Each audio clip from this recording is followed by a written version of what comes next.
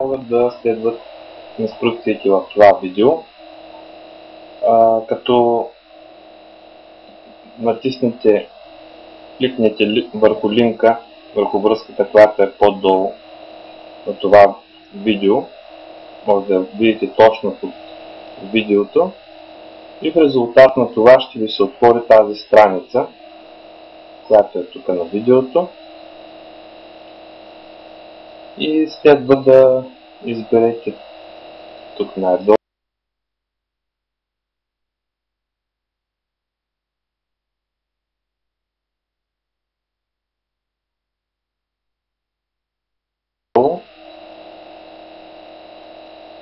за да започне процеса на регистрацията.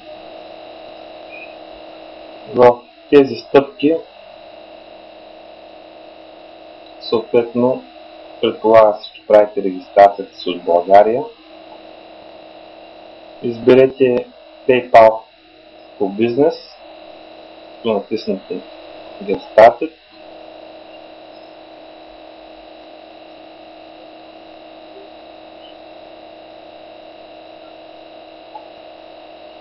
В това поле ви за предпочитане да изберете индивидуал като бизнес тип на бизнеса.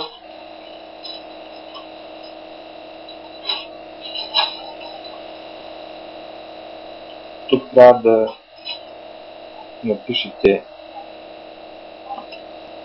името на своя бизнес, като тук може да напишете всичко, ако нямате такъв.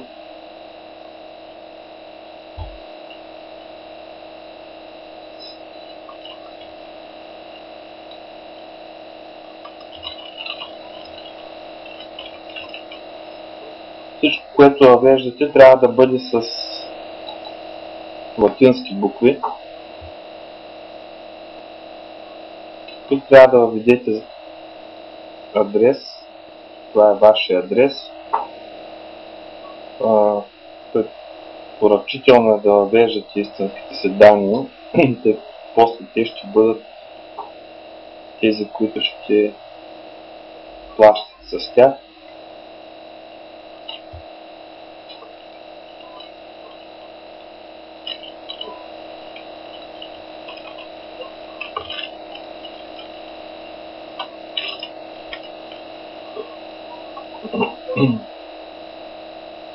Това поле може да го оставите с празно. Това е втори адрес, ако имате такъв. Не е задължително. Другите са задължителни.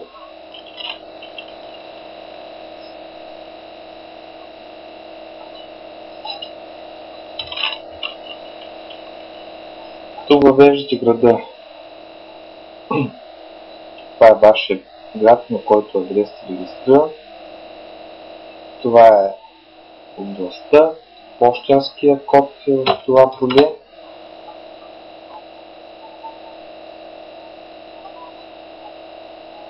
Това е категория за вашия бизнес. Препоръчително е да изберете, например, всъщност, ако наистина имате бизнес, може да изберете това, което подхожда най-добре на вашия бизнес. Ако нямате, мисля, че е най-добре да се избере Education, което е за образование.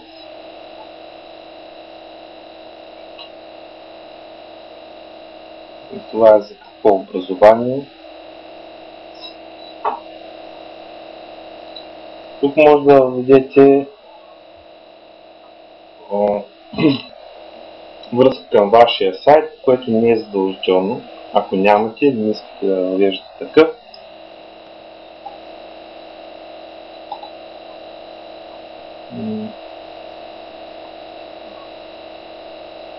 тук въвеждате вашето първо име. Препоръчваме да го въведете така, както е по лична карта, в документите.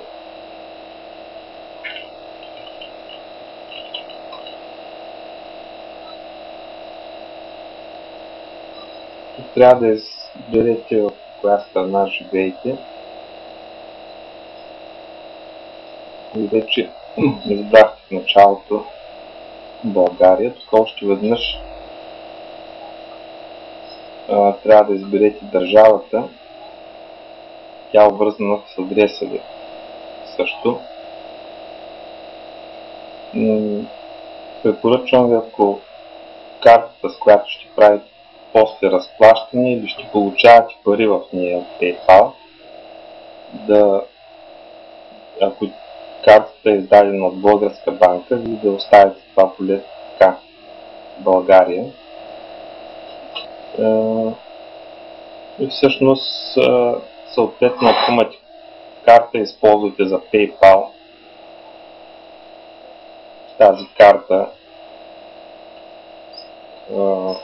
и тази карта е издадена от чужда банка, може да изберете съответно и държавата, тук е това поле, от която е издадена банка.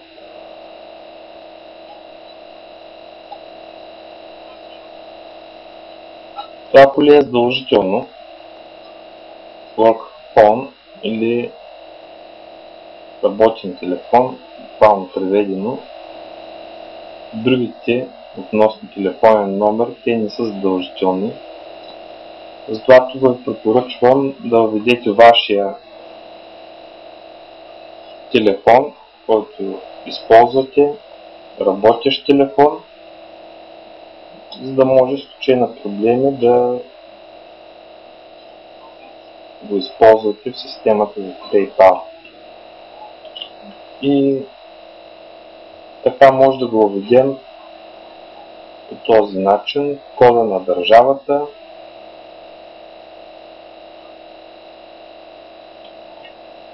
после телефонния номер, съответно без никакви нули.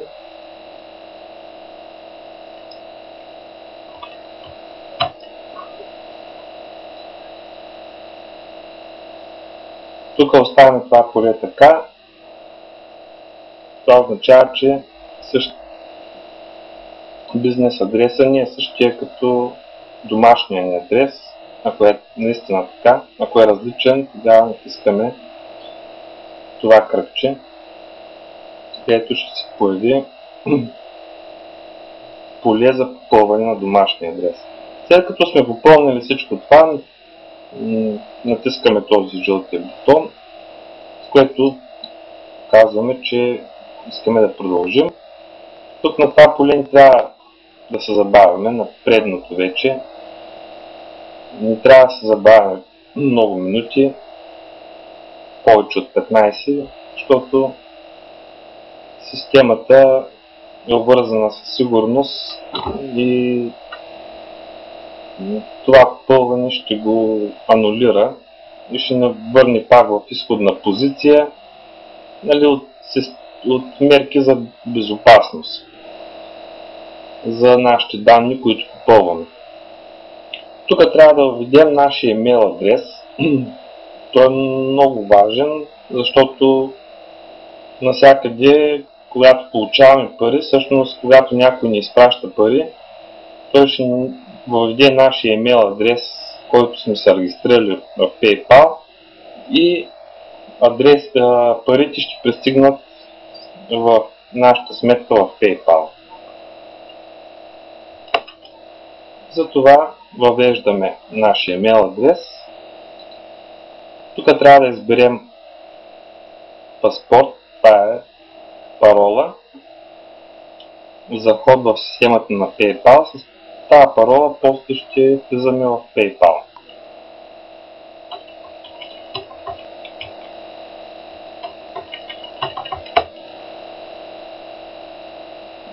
Тук следват полетата за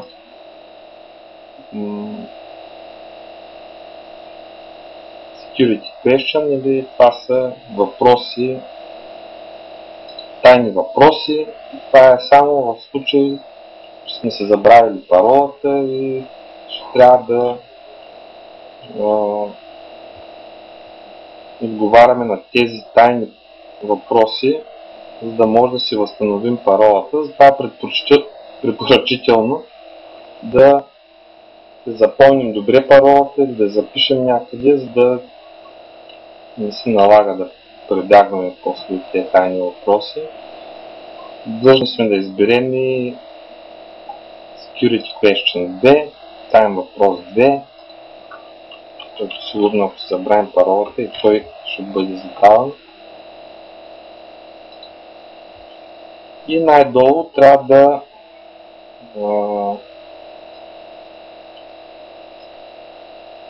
да вкараме буквите така, както ги виждаме в тази картинка. Ето тук в това поле трябва да вкараме, да въведем тези букви. Така както ги виждаме, тук в случая с главни букви.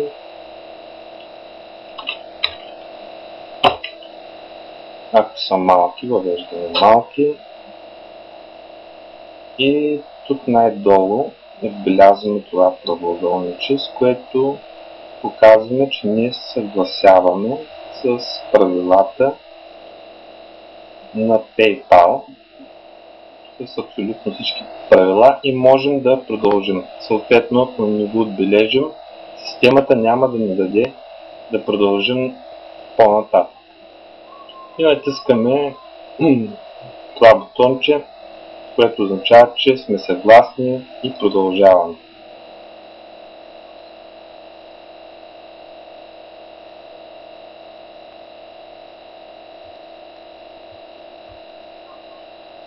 Така сме регистрирали нашия акаунт. Ще получим това съобщение с тази страничка. Това е поздравление, че вече имаме PayPal бизнес акаунт и той използва имейла като посочен и ние с него всъщност ще влизаме в системата с имейла, с който сме се регистрирали.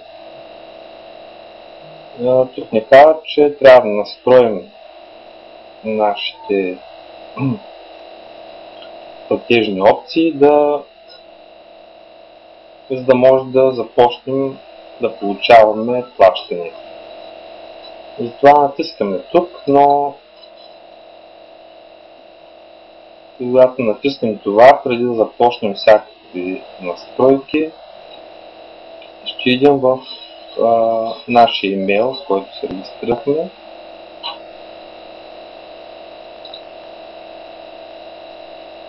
И там вече сме получили две писма от PayPal. Ето в това писмо, ето виждате тук как е обозначено, че пристига от PayPal. В първото писмо конфирм your email адрес.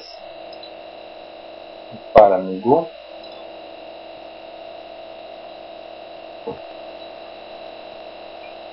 Когато отворим това писмо, то ще изглежда по подобен начин.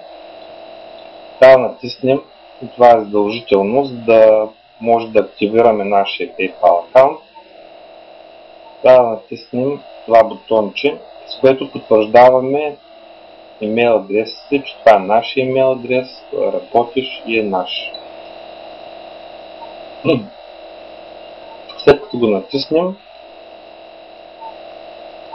ще се отвори тази страничка, където сме помолени да въведем нашата парола, с която се избрахме по време на регистрацията. Въвеждаме и натискаме логин.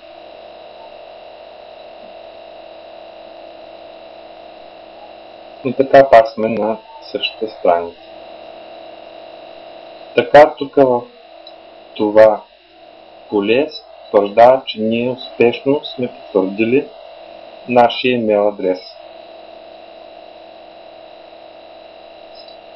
Това беше стъпката за успешна регистрация. И следвайки тези стъпки, би трябвало да можем да отворим PayPal сметка.